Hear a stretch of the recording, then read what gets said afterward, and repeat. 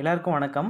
இந்த வீடியோவில் நம்ம எதை பற்றி பார்க்க போகிறோம் அப்படின்னு பார்த்தோம்னா, டிஎன்பிஎஸ்சி குரூப் 4 சிலபஸில் கவர் ஆகக்கூடிய இலக்கியம், தமிழ் அறிஞர்களும் தமிழ் தொண்டும் இந்த யூனிட்டை பொறுத்த வரைக்கும் கிட்டத்தட்ட ஒரு 15 கொஸ்டின்ஸ் வந்து கேட்குறாங்க.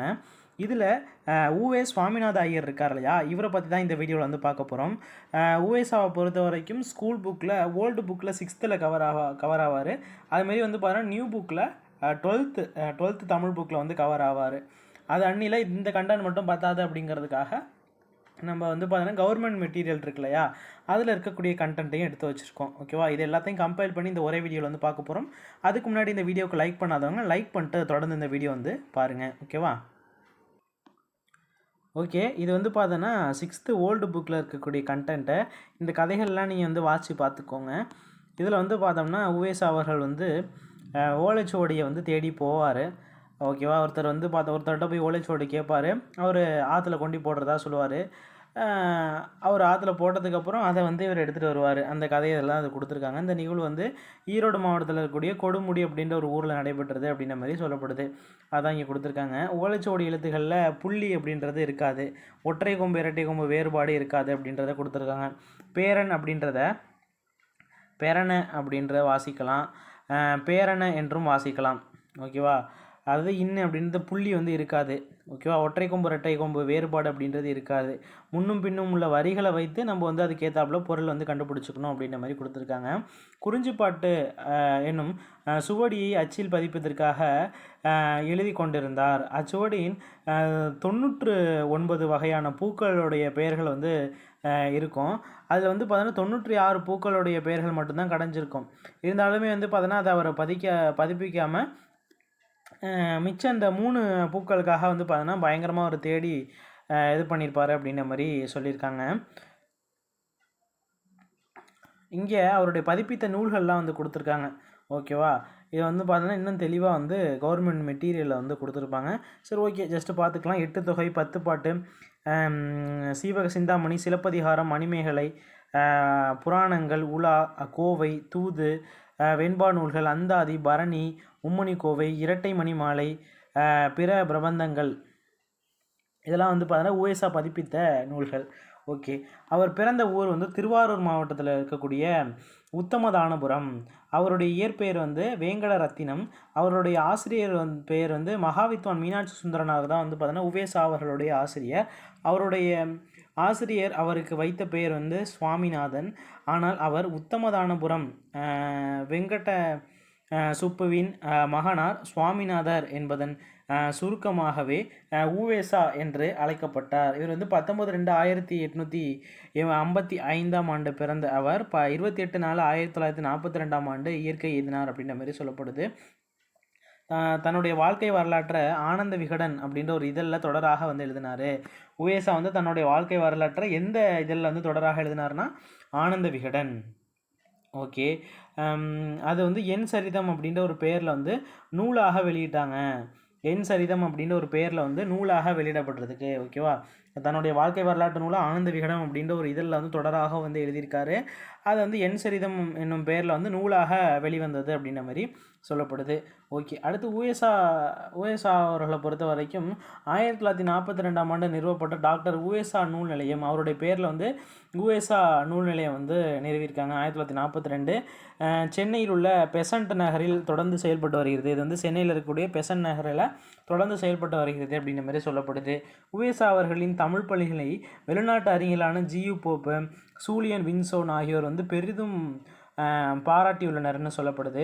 அடுத்து நடுவண் அரசு உவேசா அவர்களின் தமிழ் தொண்டனை பெருமைப்படுத்தும் வகையில் 2006 அஞ்சல் தலை வெளியிட்டு சிறப்பித்துள்ளது. நடுவண் அரசு இருக்கு இல்லையா, அது வந்து உவேசா அவர்களுடைய தமிழ் தொண்டை வந்து பெருமைப்படுத்தக்கூடிய வகையில் 2006 அஞ்சல் தலை வெளியிட்டு சிறப்பித்திருக்கு அப்படின்ற மாதிரி சொல்லப்படுது. அதான் இங்கே கொடுத்துருக்காங்க. நடுவண் அரசு 2006 வெளியிட்ட சிறப்பு அஞ்சல் தலை. ஓகேவா, அடுத்து இந்த கண்டென்ட் வந்து நியூ புக்கு 12th வந்து இருக்கும். மாணாக்கர்களுள் பழையவர்கள் புதியவர்களுக்கு கற்பிப்பது பள்ளிக்கூட வழக்கங்களில் ஒன்றாகும்.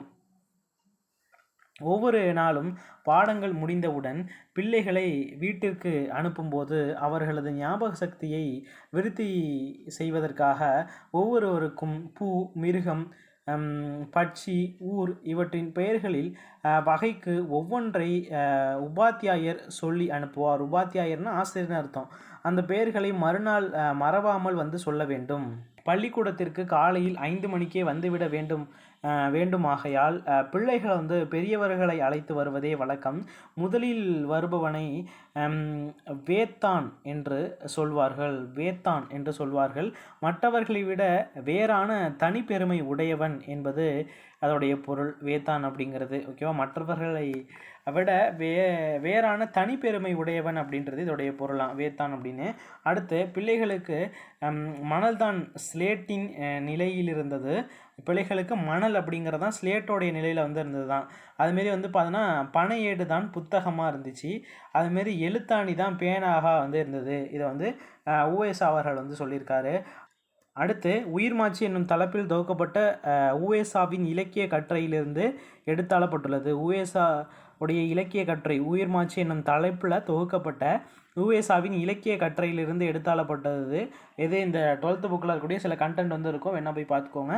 அடுத்து வந்து பார்த்தீங்கன்னா தமிழ் தாத்தா என அழைக்கப்பெற்ற உவேசா வந்து இணையற்ற ஆசிரியர், புலமை பெருங்கடல், சிறந்த எழுத்தாளர், பதிப்பாசிரியர், பழந்தமிழ் இலக்கியங்களை தேடி தேடி அச்சில் பதிப்பிக்க அரும்பாடுபட்டவர்.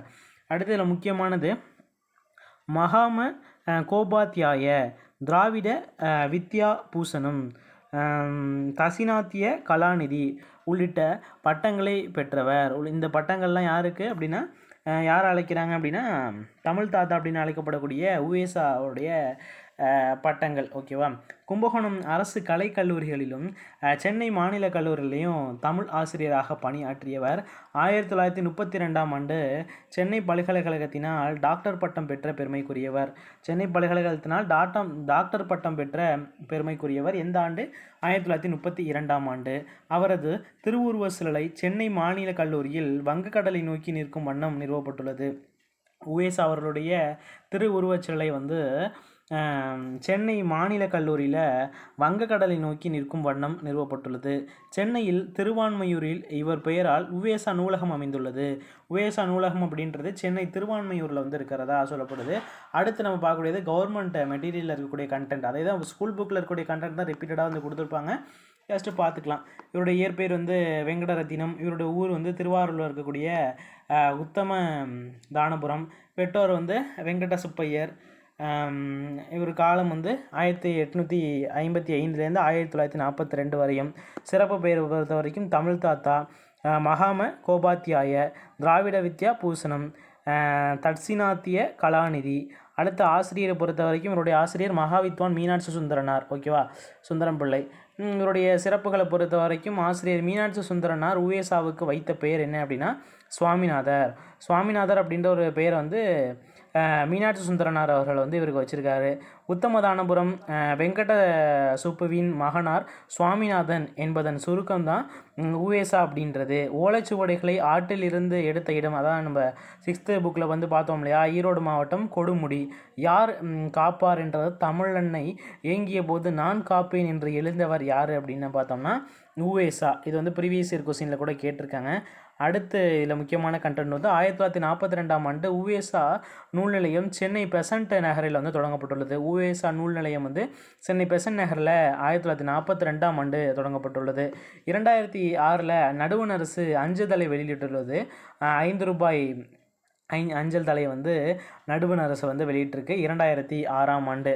உவேசா தனது வாழ்க்கை வரலாற்றை என் சரிதம் என்ற பெயரில் ஆனந்த விகடனில் வெளியிட்டார். உவேசாவின் தமிழ் பணிகளை ஜியு போப்ப, சூலியன் வின்சோன் ஆகியோர் வந்து பாராட்டியிருக்காங்க. உவேசா நினைவில் வந்து உத்தமதானபுரத்தில் வந்து இருக்குது. உவேசா வந்து பார்த்தோன்னா 80 நூல்களை வந்து பதிப்பித்திருக்காரு. உவேசா வந்து எத்தனை நூல்களை வந்து பதிப்பிச்சிருக்காரு?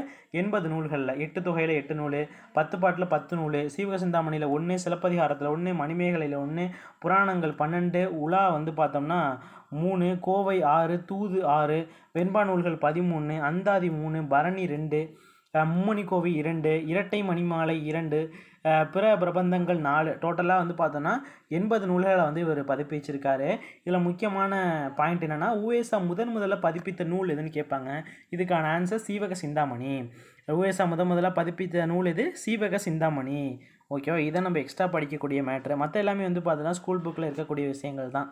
ஓகே, இதோட வந்து பார்த்தோம்னா உவேசா இவரை பற்றி ஃபுல்லாக வந்து கம்ப்ளீட் பண்ணியாச்சு. இது போல் வந்து பார்த்தோன்னா டிஎன்பிஎஸ்சி குரூப் 4 சிலபஸில் இருக்கக்கூடிய ஒவ்வொரு டாப்பிக்கையும் தனியாக அதை வந்து ஸ்கூல் புக்கில் எங்கெங்கெல்லாம் இருக்குது, கவர்மெண்ட் மெட்டீரியல் எங்கெங்கெல்லாம் இருக்குது அப்படின்ட்டு பார்த்து எல்லாத்தையும் கம்பைல் பண்ணி ஒரே வீடியோவை நம்ம போட்டுக்கிட்டு இருக்கோம்.